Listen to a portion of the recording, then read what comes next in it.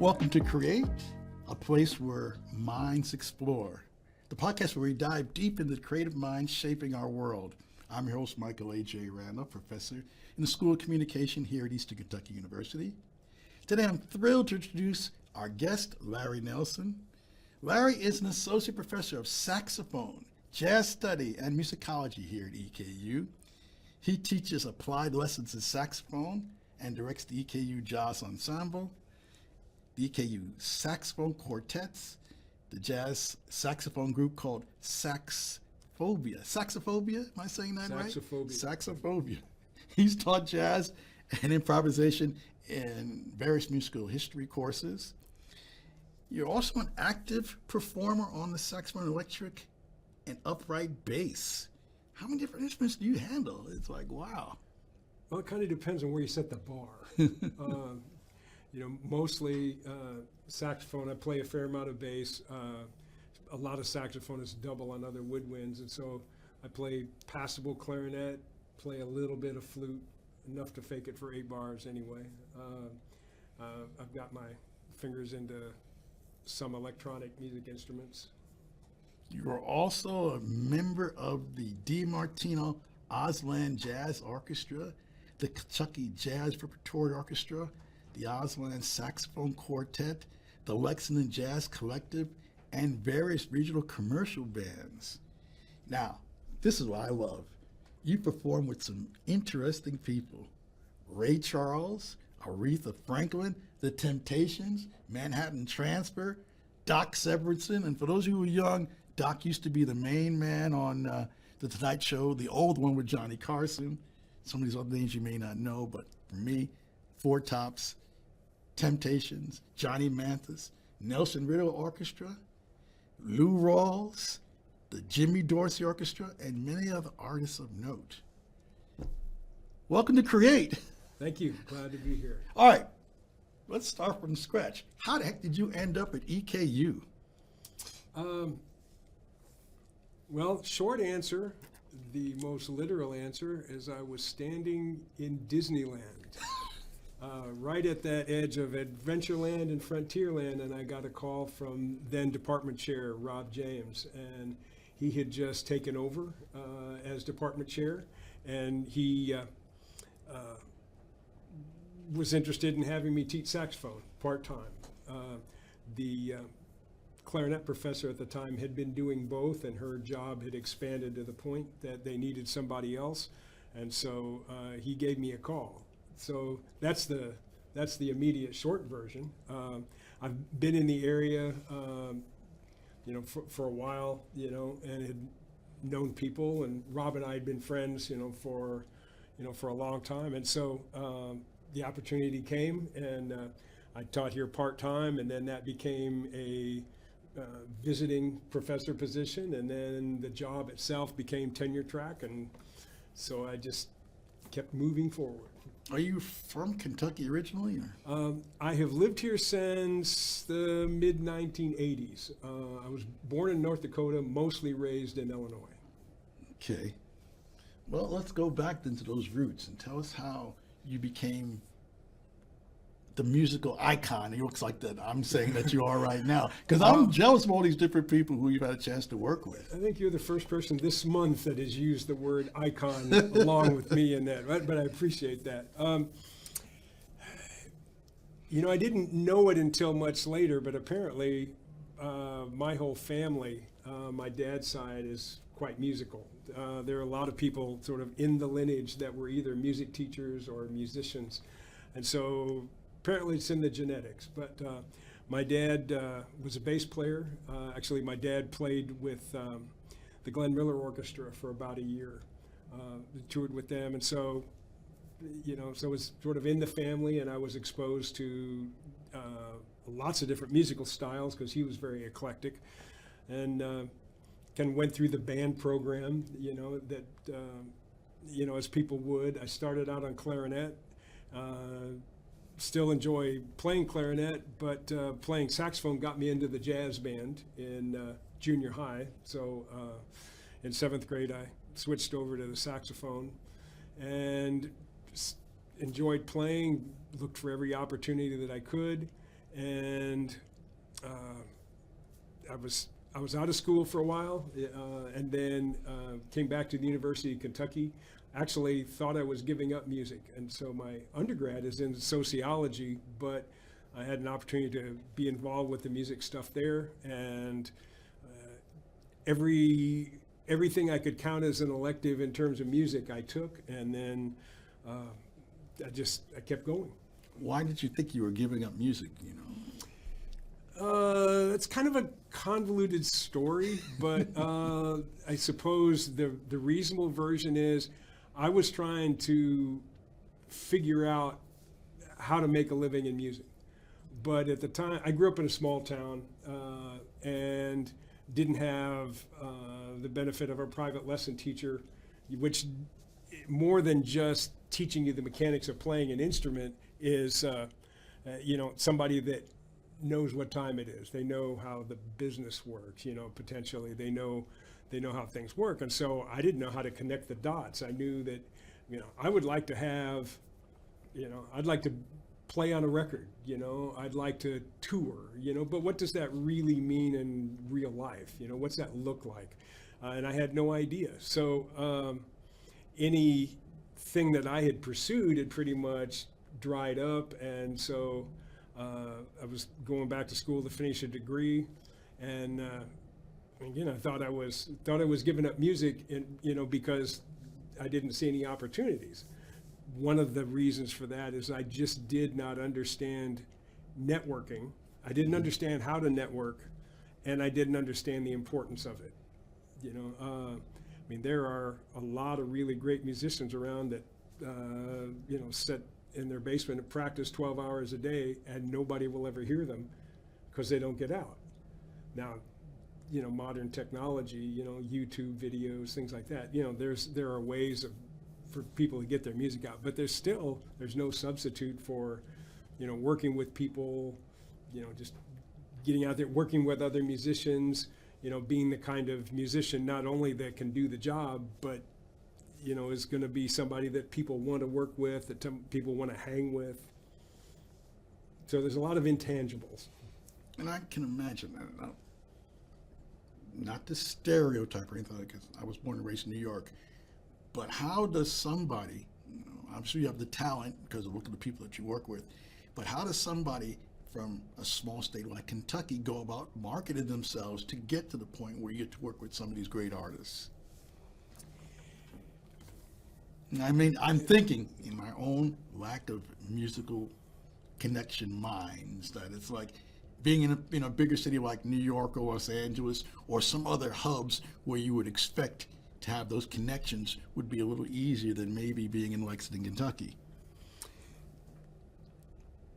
We had a guest artist here a few years ago named Jeff Coffin, an amazing saxophonist. He played with Bella Fleck for many years. He's traveled with the Dave Matthews Band, and he does a lot of his own recording. And he's very articulate when it comes to talking about those aspects of the business. So I'm going to really steal from him. Okay. Because in a master class, we basically asked him that question. And he said, well, first of all, you got to be able to play your instrument, or at least, for an instrumentalist, you got to be able to do the job. He said, but you basically also have to get out there and just do everything. He would say that he could not have just decided, I want to go play with the Dave Matthews Band and just make that his entire goal. Because maybe the job won't be open. Maybe Dave Matthews would retire or something like that. But you get out, you do everything you can do. You play, you do your job well. You try to be on time. A lot of those mechanics that just go with doing any job well. But you just look for every opportunity and you play, and then something comes along like lightning from the sky. That you could have never predicted. In my case, being a student, in the area, then, getting to know my professors, music professors who were also performing musicians, doing a good job for them as a student. And then when I graduated, then I was the kind of person that they were willing to call. In some cases, I wasn't necessarily the best musician, but maybe there was somebody that was a better player than me that was not trustworthy. You know, he couldn't be trusted to show up on the gig on time or something, or have done the preparation, you know, or whatever, or just, you know, any one a number of reasons. But you know, I just took advantage of every opportunity I could to play, and I managed to be in the right place at the right time on a couple crucial kind of things. Had an opportunity and played, did the job well, so I got called again, and did that job to my best of my ability, and got called again. And so, you know, again, it's not a path that I could have mapped out in advance by any stretch. You know, and in a place like Kentucky, in one hand, you know, it's like we don't think of this as having the same kind of opportunities that a music center like Minneapolis or Nashville or LA or New York would have. On the other hand, and you go down to Nashville, you know, I don't think you could throw a rock without hitting some phenomenal musician. I mean, they're all over the place down there, you know, and just incredible, you know, people, which is, you know, which is great, but just to be down there and trying to set yourself apart from everybody else has its own difficulties. Yes. And so, you know, being around here when there are opportunities to play, you know, you potentially have a place where you can stand out. I mean, and those qualities are no different than in any, career field. You know, showing up on time, doing the job to your best of your ability, and trying to raise your profile among folks. It's no matter what you're doing, there's really no shortcut to success unless your daddy owns the business or you happen to. And well, it goes back to the networking part too. You know, learning, that when people see you showing up and doing the best that you can, even if you're not the best, if they see how dedicated you are, they see that they can count on you, then they're going to be the ones to recommend you to their friends and their contacts, etc. Was there any one particular event that kind of like really pierced the curtain for you to continue to work with some of these stars that you've worked with? Wow, that's an interesting question. Probably the first time that I played for the Temptations, and I didn't get to tour with them, but I've played with them, I think maybe 3 or 4 or 5 times. I remember sitting there and on one hand thinking, why am I even here? I mean, these are incredible musicians, with an incredible pedigree. I was just happy to be there and be a part. And there was a part of me at the time that thought, I want to really do my absolute best, and if I really do my best, I'm going to get discovered, and and which was really incredibly naive, on one hand. On the other hand, I'm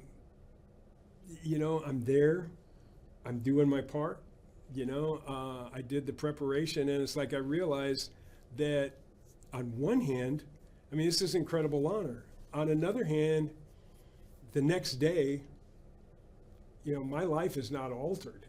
I'm the same person, with the same abilities and the same limitations that I was that night before. And so, for me, as on my path as a musician, I'm very honored to have had those sort of peak experiences. On the other hand, those can't be what define me. So there is that sort of trying to find a balance between, on one hand, this is a great opportunity, on the other hand, they're going to go on to their next gig, Las Vegas, wherever. I'm going to be here in Kentucky. And so hopefully I can take what I learned from that experience, and make myself a better player. And certainly as an educator, one of my goals is to be able to take those kind of opportunities and things that I learned and make that available to students as well. I think I'd mentioned before that, I didn't know how to connect the dots. Mm-hmm. And hopefully, students that come here, And not just because of me, because several members of our faculty, have experiences kind of like that. Some in an orchestra vein, some, in different types of venues, but that we're able to impart that so that you have somebody with the ability to perform in a certain way, and they know what to do. But they know how to present themselves. They know that they can know all those things so they can connect the dots. So how do you then learn how to do that balance of, you get the highs of it, I get to work with them, but it's like, all right, well, yeah, as you said, they're going to move on to their next gig. And now I'm sitting around waiting for the next opportunity. I mean, how do you work with that even keel for those in-between times? I think it's probably, as much as anything, a matter of personal priorities, in terms of, what do I want to accomplish as a musician? What do I want to accomplish as a human being who happens to be a musician and wants to make some kind of contribution to the world? Which sounds really kind of vague and fluffy, but I think there is a practical aspect to that. Just to live for those experiences, doesn't really get one very far. And it wasn't playing for someone like Aretha Franklin. It wasn't that experience that made me into a musician. It was the preparation to be able to do the kind of job that it takes to be able to be in that situation. It's all the other musical things that I do that allow me to be at a level, that I can do that. And so that's not, and that is kind of a balance that's not necessarily easy to find. I suppose it comes with age, Mm-hmm. the kind of, experience of having been around. Most people, I think, probably go through that phase of, if I could just do this. I used to think, man, if I could just be on a record album. Well, I was on a record album. I was in a local band, and we went down to Nashville and made a recording, and I think we pressed 1,000 records, and I think eventually we sold them all. So I don't know if that means it went 10 or whatever, whatever. But then after the fact, that was a great experience. But okay, here's me on a record. What does that really change? If I could play with a celebrity, somebody that's noted, well, I got to do that. It's like, again, what does that change in itself? And it's being in those circumstances, and being able to take something away from it in terms of the experience, the advantages, but also the realization that, all right, that didn't change me. If I want to be a certain kind of thing, it's not going to be dependent on getting a gig with somebody famous. It's going to be a matter of me becoming the kind of player that I want to be, the kind of person that I want to be, the kind of person that plays the way I want to play, all those kind of being integrated. And I tend to think, particularly in jazz, where the type of jazz where a person's improvising, I tend to think of things in terms of craft and inspiration. A person could conceivably be just really skilled mechanically, but not have anything to say. Or somebody could be, to have something musically profound to say, but not have the skill to actually bring it out. And so it's, that finding that balance, that's the road, that's the path. And so I think that's the kind of thing where there is no destination. And so thinking of like peak experiences, destination points, doesn't really get you very far, if that makes any sense. Yeah, but I guess the question is like the peak destinations, the working with the Rawlses and the Franklins and the Ray Charleses. There's still the bottom line. I'm sure it was a comfortable paycheck, but in those in between times, how were you worried about making ends meet?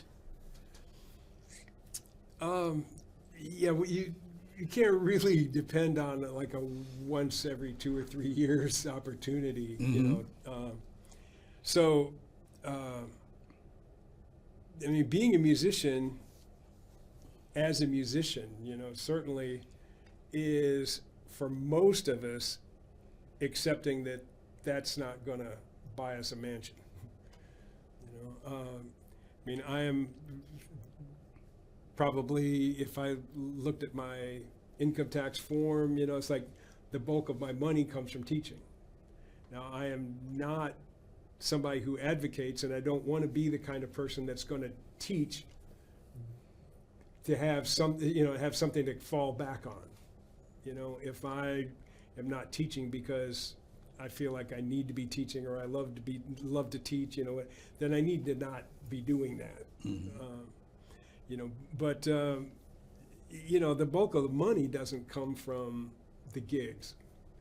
You know, and actually the things that I find most enjoyable while playing and most fulfilling, a lot of those don't pay anything.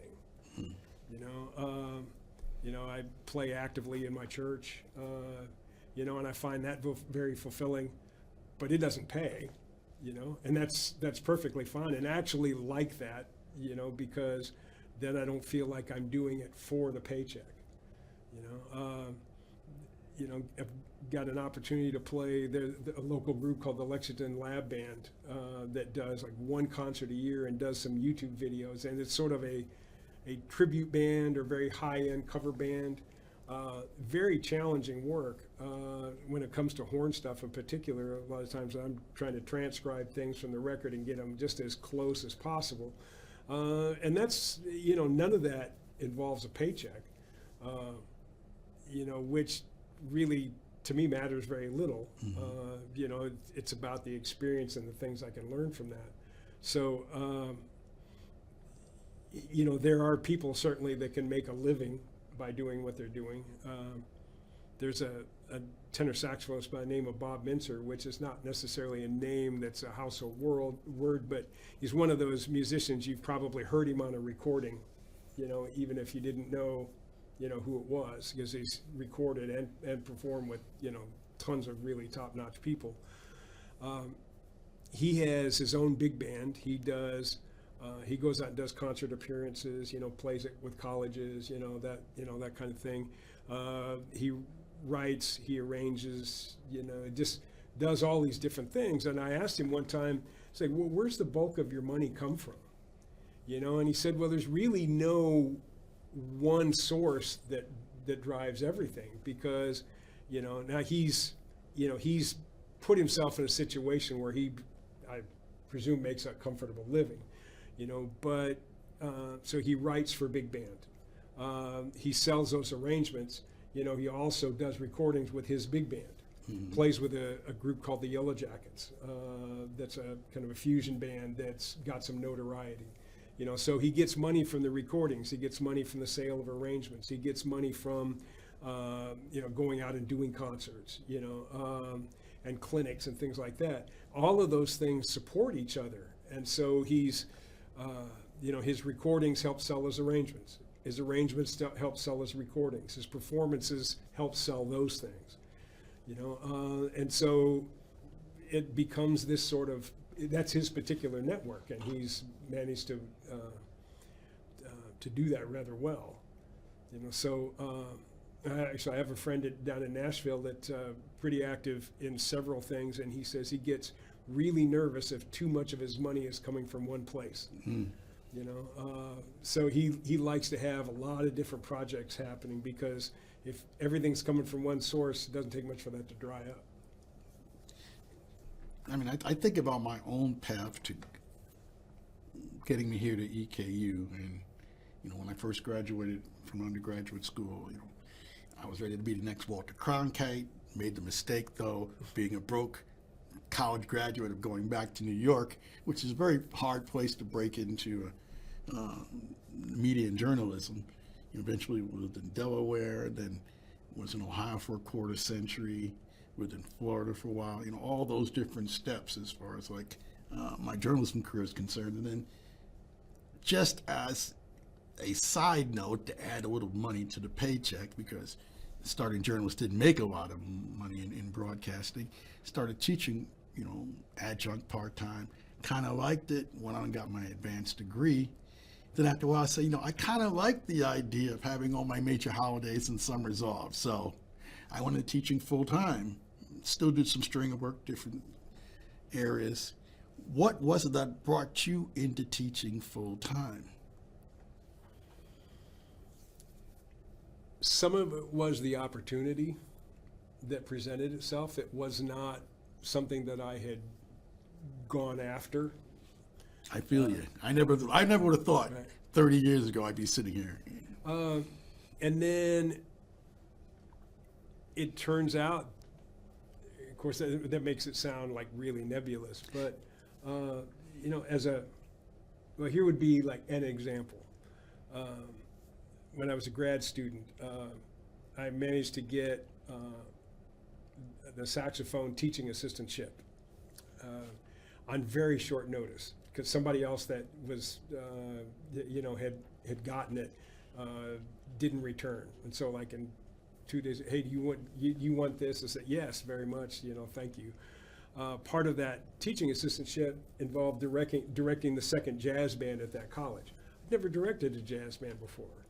I was like, oh my goodness, what do I do? So, I played in jazz bands, but I'd never directed one. So I went into the music libraries, like, well, okay, here's some charts that I know. Here's the thing. It's like, and didn't really know who the people would be. Had a rough idea of skill level, but didn't really know. So, okay, let me get these tunes out. Get these and run through these. And so, okay.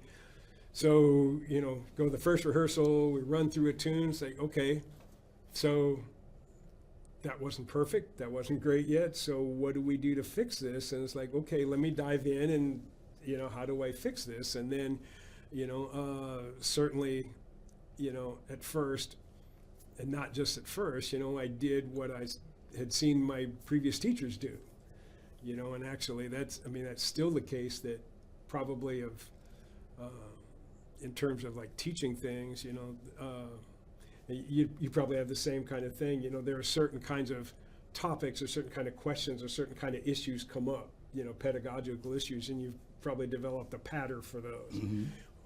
And all my best stuff has come from other teachers, that I've had, or somebody else I've heard explain something, and, yeah, that's far better than I could have said myself. That was very articulate, so I stole it. Right, we can admit it. We beg, borrow, and steal from appropriating. That's even a better term. That's a good word. But at the end of that first rehearsal, I thought, all right, so how did I do? Well, I wasn't phenomenal, but somewhere in this, all right, those who can do it and those who can't, it looks like I kind of fell down on the side of those who can, and it was, and I really like the idea of helping people, other people, progress. Mm-hmm. And I like the idea of it, and I liked the mechanics of doing it. And so that just kind of started me on the trail, as it were. So it was an opportunity that came along, again, just sort of out of the blue almost. I wouldn't have gotten it if I hadn't done the general kind of preparation that a person have to do to be, to have the basic ability to do that. And I also just had the opportunity, and from that it just sort of grew, and my passion for that grew, and, the more I went at it, it's like, oh, well, I could do this, or well, this would help doing this, and do it, and it just becomes sort of the thing that, like, you start looking forward to doing. And the bottom line, you mentioned it earlier several times, the work that you did, the reputation that you established for being there, being on time, knowing what you're doing, preceded you when people picked up and say, hey, you want to come here and, pick up this class or be a visiting professor, and eventually your full-time gig. When students, I should say, walk into your class, what should they expect, and what will you expect from them?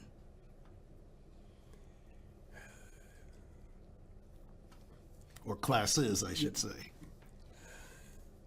Generally, I think they have a right to expect that I'm going to be there, first of all, that I'm going to be prepared, and that I'm going to give it my best effort to teach whatever the topic is. Now what my best may be today may be a little bit different than my best tomorrow. But that I'm going to be there, I'm going to be fully engaged, and then I'm going to be prepared. And I'm going to teach from what I know, which sometimes that knowledge is from experience. Sometimes that knowledge is, the kind of knowledge that we get through research. Mm-hmm.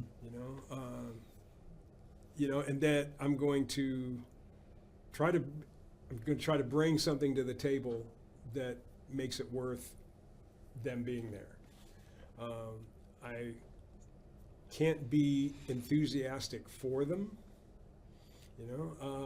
necessarily. And actually, I think the first time I ever taught in a classroom class, I had looked back to a professor that I had. And there's a professor at UK named Ron Penn, who was like my favorite classroom teacher, and I thought, I want to be like him.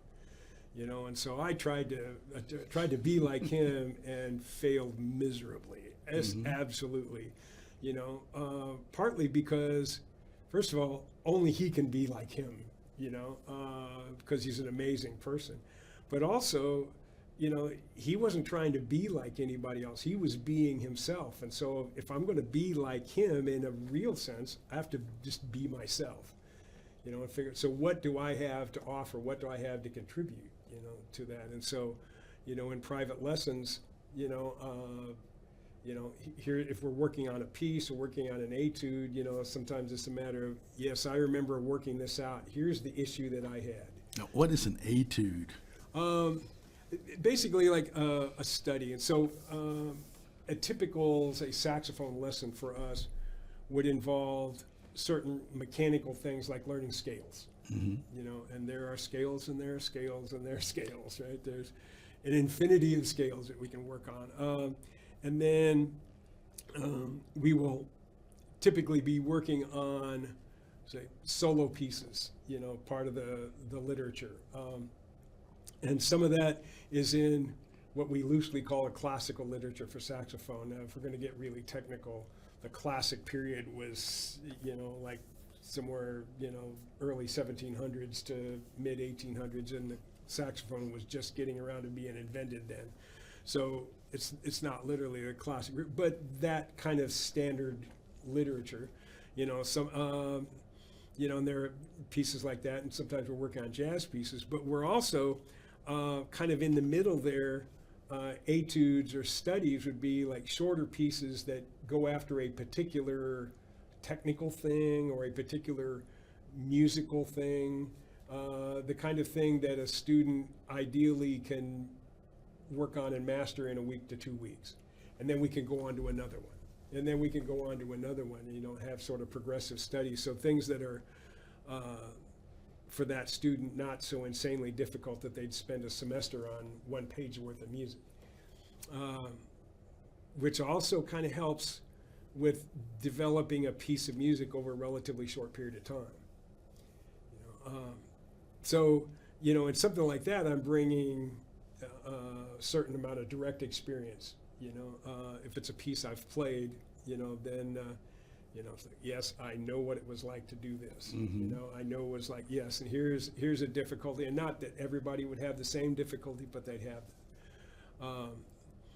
directing the jazz ensemble.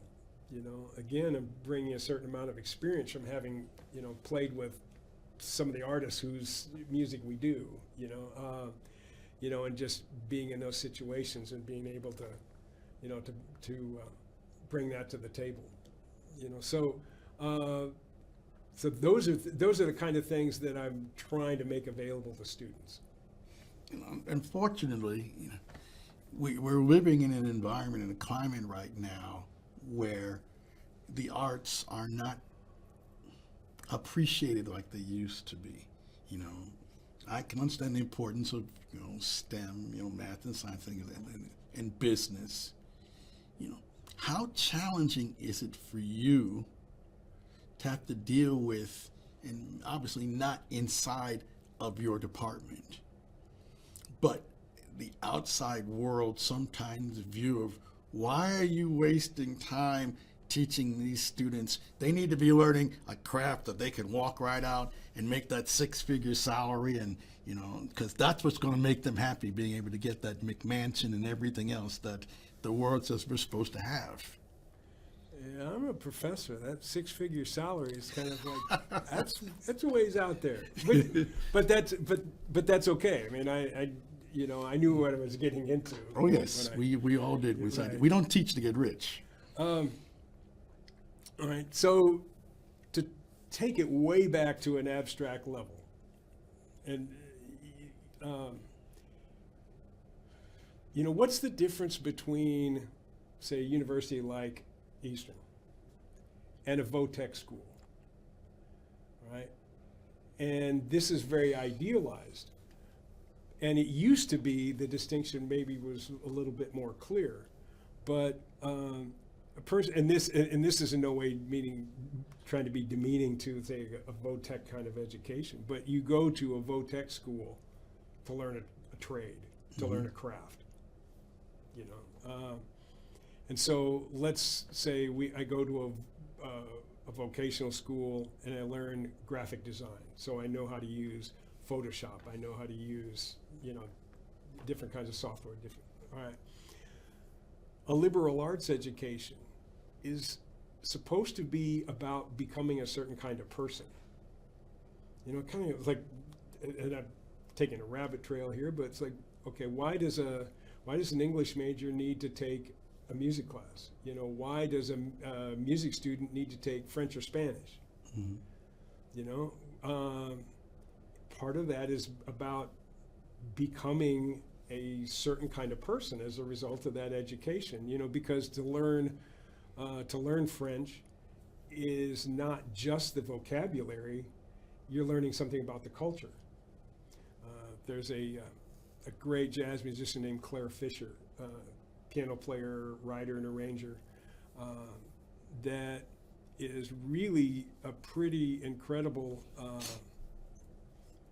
Latin player. And he kind of talks about growing up in LA, hanging out in East LA and trying to hang with the people and stuff. And he said learning to play in that style, learning to play like for salsa gigs and stuff it was partly about learning the notes and learning the rhythms, but a lot of it was just hanging around with the people, trying to speak the language, and he'd go into some place where people didn't know. It's like, who's the gringo? I said, no, man, no, he's okay, man, he's speaking it, not well, but he's speaking it, and so it's, it's all those other things, those connections that, that we make. And so it is about becoming a certain kind of person. Now, that is not necessarily an opinion that everybody necessarily holds. We tend to think about college as a place to get a job, basically. Yeah. Okay, and I get that, and I understand that, and certainly I would want people to graduate. I want music students to graduate being able to go out and get a job. Hopefully, they're also becoming a certain kind of person. Well, that's one of the places that the arts fit in. When I was in, back when I lived in Illinois, so this really dates me, but this would have been like early 80s. I had been in college. I'd gotten out for a while, hadn't gone back yet, but I was taking a couple classes at a junior college just sort of for personal enrichment. And I went in to talk to an academic advisor, it's like, just part of the procedure for getting it, and he said, well, you want to take classes? Yeah, just, whatever. And he got talking a little bit, found out I was a musician, and he offered me a job at his wife's computer company. Now at the time, computers were a little bit different, as a different animal than, yes. Than now, But he said that he was looking for they were looking for programmers, and he said that mathematicians and musicians make the best computer programmers. Musicians more so because of our ability to think in the abstract. Mm-hmm. You know, in particular, you think just anybody who plays an instrument or sings. You know, you see notes on the paper, you hear them in your head, you reproduce them. You know, I mean, there's a couple levels of abstraction there. You know, but just he recognized that there are certain skills that a musician has, you know, through that kind of training that work in a different area. Now, is that easily quantifiable? Actually, I think there are studies that show that it is, but it's nonetheless real. You know, it's just has kind of become a hard sell, and sometimes it's a hard sell. It's not a hard sell within the department, but it can be a hard sell within the university. You know, it is certainly a hard sell on the outside when we think of, well, we tend to think of music as entertainment. Mm-hmm. Actually, you know, to the ancient Greeks, music was a science. It was one of the sciences. And we actually talk about it in Western musical traditions, you know, in the class of Plato versus Aristotle. You know, they were interested in creating, a society of citizens who could contribute to society, you know, and music they saw as a vital, important part of that, not for an entertainment value, but because that produced good citizens. But that is something that we don't think like that. And we don't talk about it either. I mean, it's like we put everything in either this small box or it's very abstract for us, and we don't think about some of the interplay between all different elements, you know, within the arts, as well as, you know, other societal concerns with business and science and everything like that. What is it that you enjoy the most when you're dealing with your students in the classroom, or what special memories? I enjoy every now and then when I get an email out of the blue or a note out of the blue from a former student, you know, 3 or 4 years ago, say, hey, you know, that stuff you taught me, I remember I was sometimes fighting you tooth and nail to do it, but thank you for sticking with me because, you know, here's how my career is advanced. Here's what I'm doing, you know, and I appreciate everything that you do. And when I get those, that continues to, you know, raise my spirits, realizing that maybe I'm not beating my head against the wall. And you know, but I still enjoy the challenge, and I still realize students motivate me. You know, what is it about you? What is that you enjoy most about what you're doing in the classroom? In the immediate sense, easiest way to say that is I enjoy seeing the lights go on.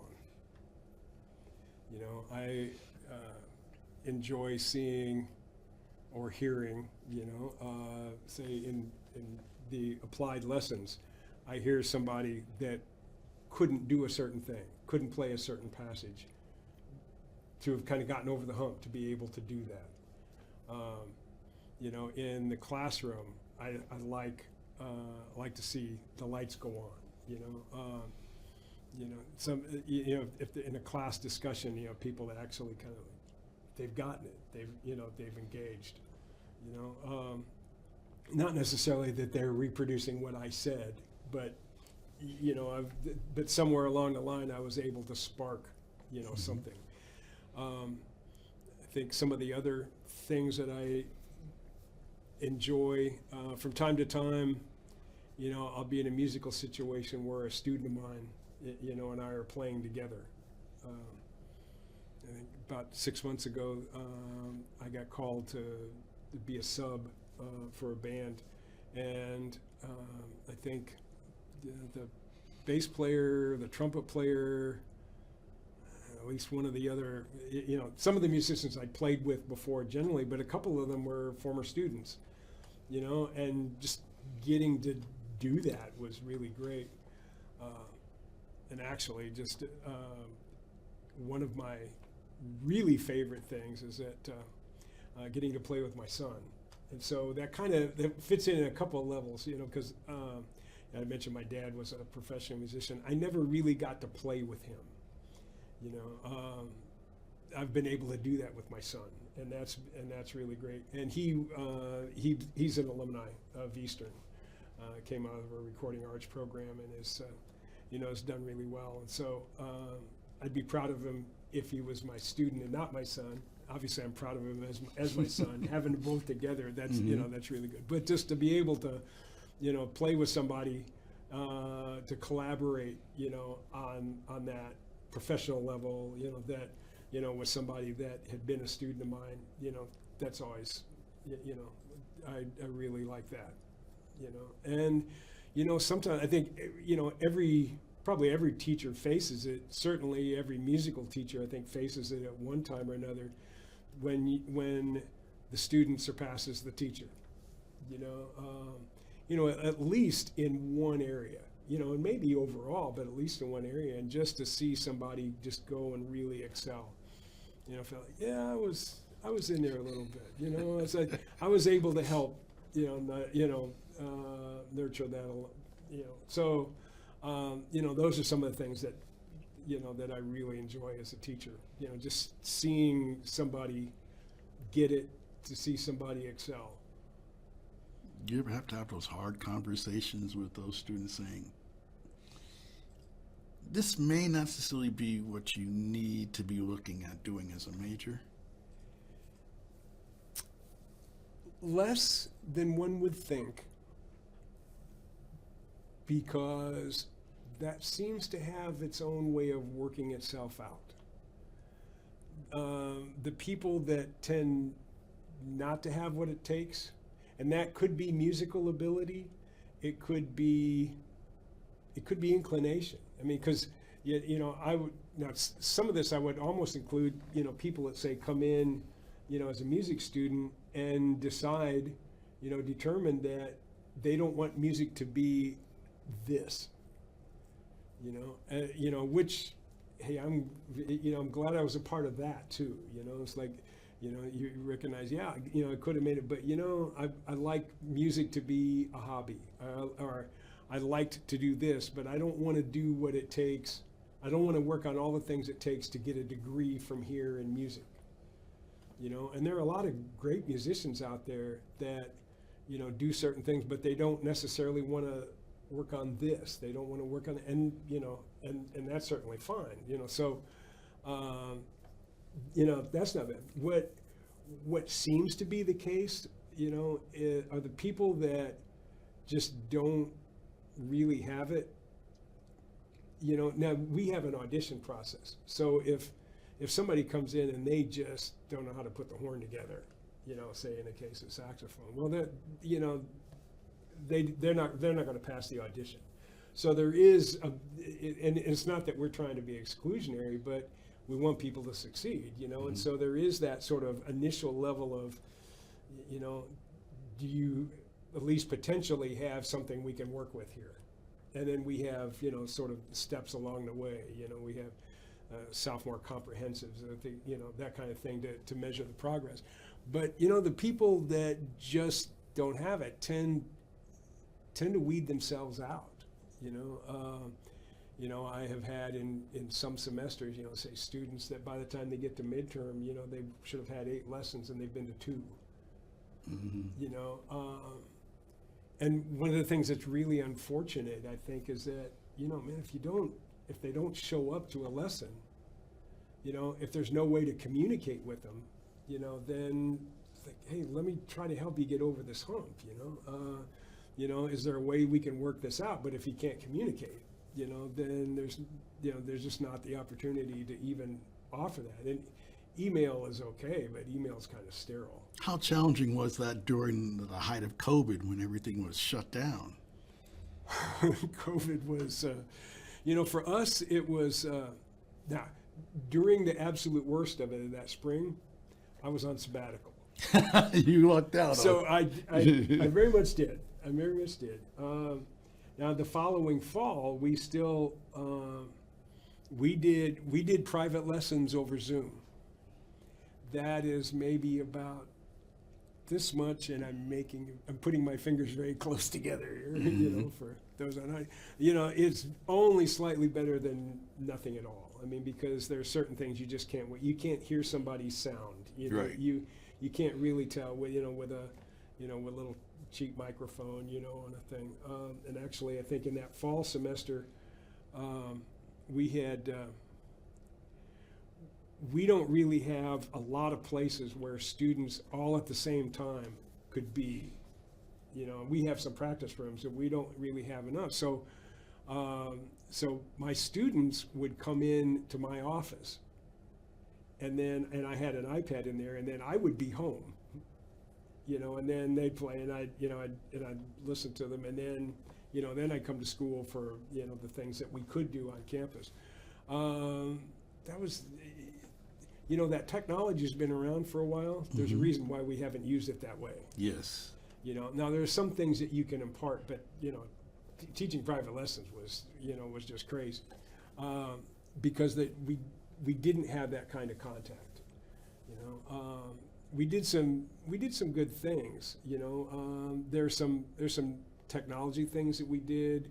Like we had a reduced size jazz ensemble, so we were still able to actually have an ensemble rather than having a live concert. We did a recording, you know, and so that was, you know, the experience itself was pretty good, you know, in some ways to be able to do that. But, you know, that was kind of a mess. But one of the things that I missed so much out of that was that one-on-one contact, because, you know, I'm not nosy, you know, and I don't want to get into students' personal affairs, but, you know, just being around, you know, students are coming into my office for a quartet rehearsal, you know, I hear them talk, you know, and they're talking to me, and I feel like I've kind of got a little bit of a handle on what's going on with people's lives. And can I be a positive influence here? Can I make a suggestion? You know, that kind of thing. You know, none of that was happening. Yes. You know, as we wrap up here, what would the one thing you would tell students, whether they, or young people, whether they come here to study music or whatever, what's the one piece of advice you would give them as they embark on this field of study?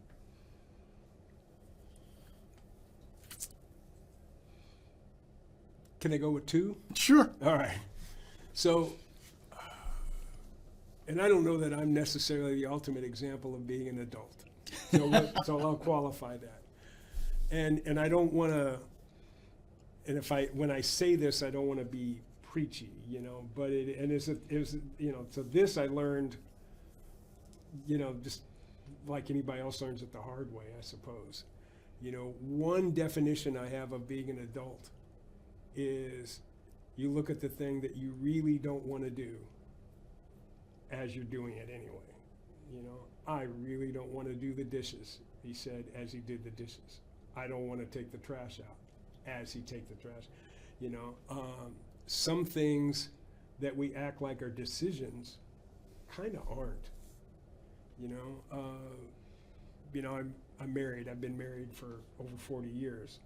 You know, that decision to be married is a decision that means there's a whole bunch of other things that aren't really decisions anymore.